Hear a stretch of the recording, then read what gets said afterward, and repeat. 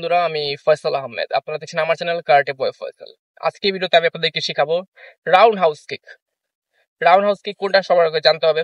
অনেকে মনে করেন রাউন্ড হাউস কিক বলতে যে ঘুরে কিকটা মারি, সেটা না। রাউন্ড হাউস কিক হচ্ছে এটা, এভাবে।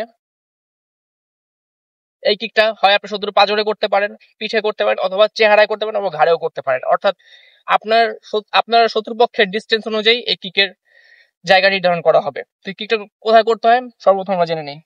কিভাবে করতে হয় আমরা জানবো এখন। সর্বপ্রথম আমাদেরকে ফাইটিং স্টান্সে আসতে হবে। এই ফাইটিং স্টান্স নিয়ে নিলাম। আপনাকে তারপর এই পাটা ঘোরাতে হবে। এই পাটা ঘুরিয়ে আপনাকে এই পাটা, পিছনের পাটা তুলতে হবে। পিছনের পাটা ঠিক এই পজিশনে তুলবেন। তারপর এইভাবে কিকটা করতে হবে। এখান থেকে ফাইটিং স্টান্স 1 2 3। আর কিকটা করতে হবে আপনাকে ঠিক এই জায়গা দিয়ে, যাতে আপনার শত্রুপক্ষের যেখানে আপনি আঘাতটা করেন না কিন্তু সম্পূর্ণ শক্তি দিয়ে আঘাতটা করতে পারেন। ঠিক এইভাবে। এই দেখো পজিশনে আসছি।